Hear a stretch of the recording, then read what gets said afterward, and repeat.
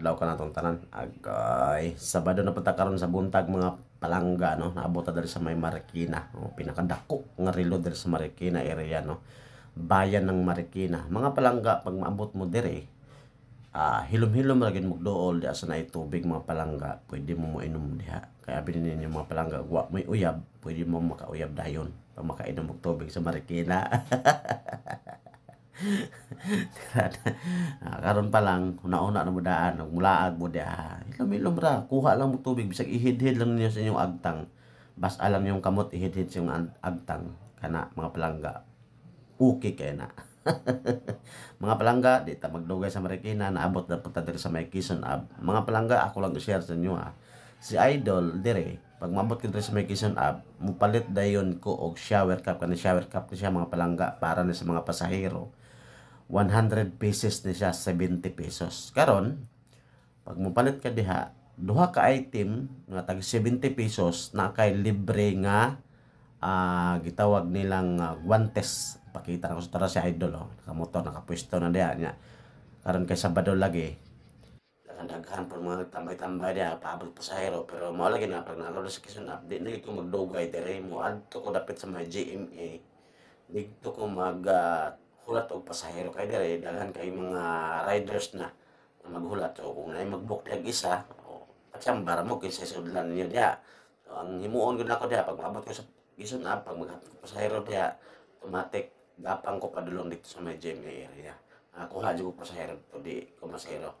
Kaya na may mga condominiums po dito nga area. So kani balik ta tanawan yung maayo mo palangga. Kani daing mura og guma nga itompod motoy sapin sa ko ang cellphone pod mga palangga para di kay sulaw ba.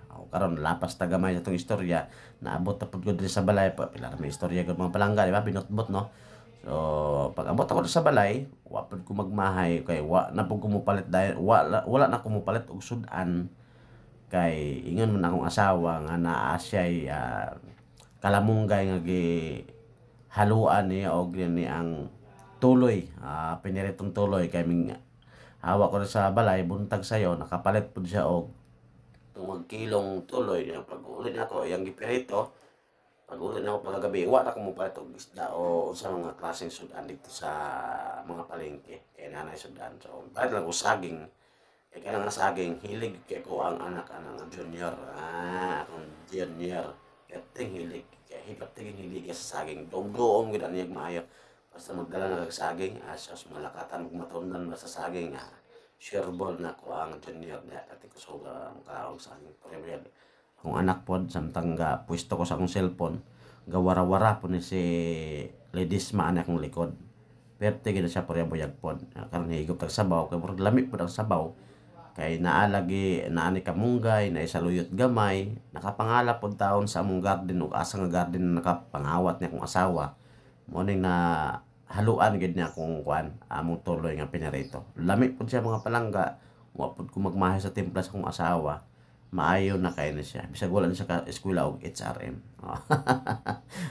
Mga asawa mo palangga ngita gid mo katunong baye nga sakto gid pud mo timpla di ba so saging nato mga palangga tag sapoy ub na kuno saging lami pud siya pagkasaging tamis pud siya mga palangga so di na kay ko magdugay rin lapita kay murag mabusog na po ko mopahuway na po ko taon-taon mga palangga kay mo tanday na po sa asawa.